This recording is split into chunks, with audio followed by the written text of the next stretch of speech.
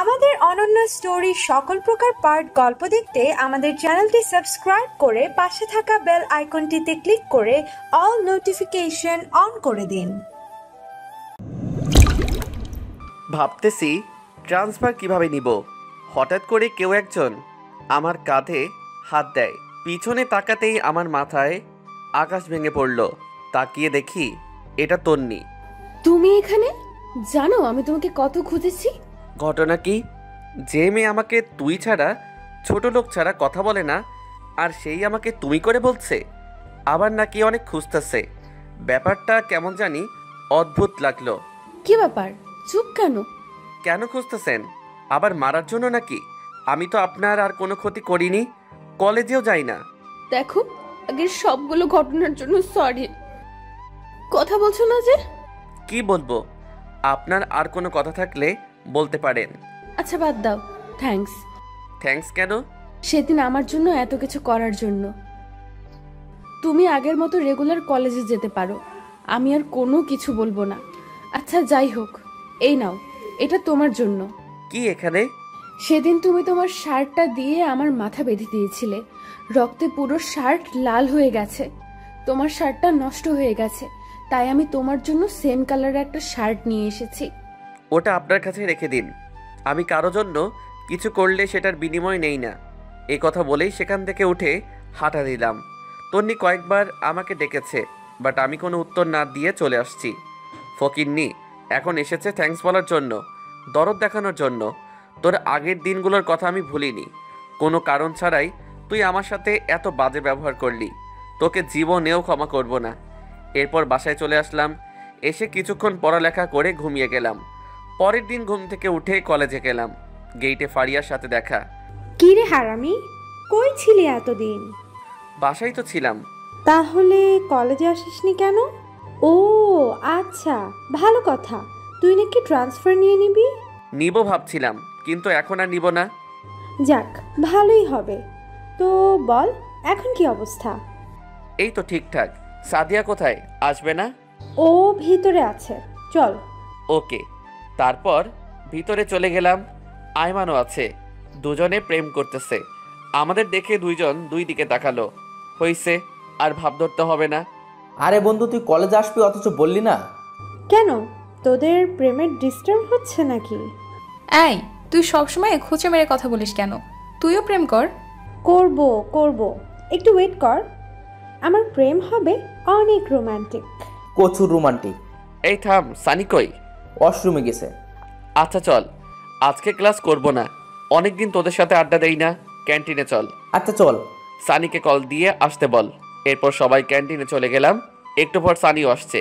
আমরা বসে বসে আড্ডা দিচ্ছি। এমন সময় সাদিয়া ইশারা দিয়ে পিছনে তাকাতে বলল। তাকিয়ে দেখি তন্নি ওর গুন্ডি ফ্রেন্ডগুলো নিয়ে এদিকে আসছে।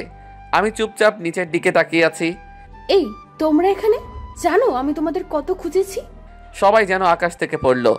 একে অন্যের দিকে তাকাতে লাগলাম। সবাই ভূত দেখার মতো তন্নির দিকে তাকিয়ে রইল। কি ব্যাপার, এভাবে তাকিয়ে আছো কেন? আমাকে একটা চিমটি দে তো। স্বপ্ন নাকি বাস্তব? ওই বাস্তবই। ওকে, যাই হোক, আমি কি তোমাদের ফ্রেন্ড হতে পারি? মানে তোমাদের এই গ্রুপের একজন হতে পারি? সবাই আমার দিকে তাকালো। কারণটা হয়তো জেনে গেছে। ওই দিন তন্নিকে বাঁচানোর জন্যই সে এখন আমাদের সাথে ফ্রেন্ডশিপ করতে চায়। আমি কোনো কথা না বলে সেখান থেকে উঠে সোজা বাইরে চলে আসলাম। বাইরে এসে গাছতলায় বসে আছি। একটু পর সানি এসে আমার কাঁধে হাত দিয়ে বলল, কিরে তুই এখানে? পিছনে তাকিয়ে দেখি সবাই চলে আসছে। তোরা চলে আসলি কেন? তো কি করব? যা ফ্রেন্ডশিপ কর। তুই পাগল হয়েছিস? তোদের সাথে তো ওর কোনো কিছু হয়নি, সো তোরা তো ফ্রেন্ডশিপ করতে পারিস। তোর মাথা খারাপ? তুই না করলে আমরাও করব না। আগে যে যে কাজগুলো করেছে আমরা এখনো ভুলিনি, আর এত সহজে ফ্রেন্ডশিপ করব তুই ভাবলি কি করে? সেদিন বাঁচানোর জন্য আজকে ফ্রেন্ডশিপ করতে এসেছে, না হলে আজকেও তোর উপর আক্রমণ করত। আচ্ছা বাদ দে তো, ওইগুলো আর ভালো লাগছে না। এই চল, ওই দিক থেকে ঘুরে আসি, সময়ও কাটবে, ভালোও লাগবে। আচ্ছা ঠিক আছে, চল। এরপর ওদের সাথে অনেক ঘোরাঘুরি করলাম। তারপর বাসায় চলে আসলাম। দুপুরবেলা খেয়ে ঘুমিয়েছি। মাত্র দেখলাম একটা অচেনা নাম্বার থেকে কল আসলো। হ্যালো, কে? তুমি জুয়েল না? আরে আজব, আমি ডাকে?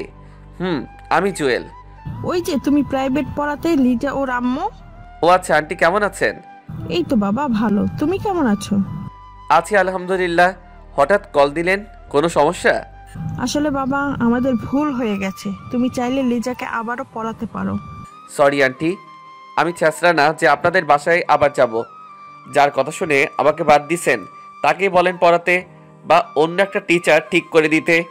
আর কোনো কথা বলার সুযোগ না দিয়ে কলটা কেটে দিলাম। ফকিন্নি কোনো কিছু না জেনে সেদিন আমাকে নিষেধ করেছিলি, এখন আবার কল দিয়ে ন্যাকামো করতেছে। সেদিন বিকালে আর বাসা থেকে বের হইনি। পরের দিন কলেজে গেলাম, সবাই মিলে ক্লাসে গেলাম। ক্লাসে খেয়াল করলাম তন্নি আমার পাশের টেবিলে বসছে। আমি সানিকে আমার জায়গায় দিয়ে অন্য টেবিলে গিয়ে বসলাম। ক্লাস শেষ করে ক্যান্টিনের দিকে যাচ্ছি, এমন সময় তন্নি পিছন থেকে ডাক দিল, ওই দাঁড়া। আমি দাঁড়িয়ে গেলাম। আজকে না জানি আবার কি করে। ভয় শুনে তো মনে হচ্ছে রেগে আছে। তোর এত ভাব কিসের? মানে? কচি খোকা মানে বোঝো না তাই না? এই আমার সাথে ফ্রেন্ডশিপ করতে তোর সমস্যা কোথায়? সমস্যা আছে বলেই তো করছি না। কি সমস্যা আমাকে বল।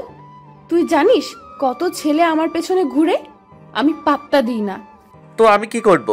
তোর কিচ্ছু করতে হবে না, তুই শুধু বল ফ্রেন্ডশিপ করতে তোর সমস্যা কোথায়। আপনার যখন এত ফ্রেন্ডশিপ করার ইচ্ছা তো অন্যদের সাথে গিয়ে করেন। আমার মধ্যে কি পাইছেন? তোরে ভালোবাসি তাই। কিছু বললেন? তোর জন্য ওই ফকিন্নি গুলাও তো আমার সাথে কথা বলছে না। আচ্ছা, আমি বলে দিব ওদের যাতে আপনার সাথে কথা বলে। তোর এত দালালি করতে হবে না, বল তোর সমস্যা কি? ধুর, এই ফালতুর সাথে কথা না বলাই বেটার হবে। আমি কোনো কথা না বলে ক্যান্টিনে চলে গেলাম। ওখানে গিয়ে দেখি ফারিয়া একা বসে আছে। কিরে, তুই একা কেন? ওরা কই? জানি না। তোর কি মন খারাপ? আরে না। মিথ্যা বলিস কেন? কি হয়েছে বল। দোস্ত, তোকে একটা কথা বলবো, তুই প্লিজ কাউকে বলিস না। আচ্ছা ঠিক আছে, বল। আমার একটা ছেলের সাথে রিলেশন আছে। বাহ, এ তো খুশির খবর। তুই এতদিন বলিসনি কেন? বলিনি, অনেক সমস্যা ছিল তাই। আচ্ছা বুঝলাম, এখন মন খারাপ কেন? ফয়সালের বিয়ে ঠিক হয়ে গেছে অন্য একটা মেয়ের সাথে। আমি ওরা ছাড়া থাকতে পারবো না। আরে থাম থাম, এখানে অনেক লোক কান্নার দরকার নেই। এখন বল, ছেলেটা কি তোকে সত্যি সত্যি ভালোবাসে? তো ছেলেটাকে বল তোকে নিয়ে পালিয়ে যেতে। আরে এতদিন ছেলেটার কথা বলিসনি কেন? ছেলেটা কে? তন্নির মামাতো ভাই। আমাদের নবীন বরণের দিন সে কলেজে আসে। আমাকে সেদিন প্রথম দেখেছিল, অনেকদিন আমার পিছে পিছে ঘুরেছে, তারপর প্রপোজ করে। আমিও ওর অনেক খবর নিলাম, তারপর রাজি হয়ে গেলাম। এত ছেলে থাকতে তন্নির মামাতো ভাই, তো আমাদের বলিসনি কেন? তোর সাথে তন্নি যা করলো, তখন যদি আমি ওর মামাতো ভাইয়ের কথা বলি, তোরা সবাই আমাকে রিয়াক্ট করতি, তাই। তাহলে এখন বললি কেন? আর কোনো উপায় নেই। তার মানে আমরা তোর উপকারের বন্ধু, রিয়েল বন্ধু না? না দোস্ত, আমি সেটা মিন করিনি। এখন কিছু একটা কর, আমি ওরে ছাড়া থাকতে পারবো না। আচ্ছা সানি আইমান সাদিয়া আসুক, দেখি কি করা যায়। এমন সময় পিছন থেকে কেউ একজন কাঁধের উপর একটা থাপ্পড় দেয়। পিছনে তাকাতেই দেখি সানি। কিরে, দুজনে আড্ডা দিচ্ছিস অথচ একটুও বললি না? আরে না, মাত্র আসলাম। ফারিয়াকে তোর কথা জিজ্ঞেস করাই, সে বলল তুই নাকি ওয়াশরুমে গেছিস। আইমান আর সাদিয়া কই? আসছে, একটু সময় লাগবে। তোদের সাথে কিছু ইম্পর্টেন্ট কথা আছে। বল, কি কথা? না, ওরাও আসুক, তারপর না হয় বলবো। আচ্ছা, এখন কিছু অর্ডার দে, ক্ষুধা লাগছে। ওকে, কি খাবি? তারপর আমরা তিনজন বসে বসে আড্ডা দিচ্ছিলাম। একটু পর আইমান আর সাদিয়া আসলো। কিরে, কোথায় গেছিলি তোরা? সরি দোস্ত, একটু বাইরে গেছিলাম। আচ্ছা বস এখানে। এবার বল, কি বলবি? ফারিয়া রিলেশনের কথা বলে দিলাম। কি? তোর রিলেশন আছে অথচ আমাদের বলিসনি?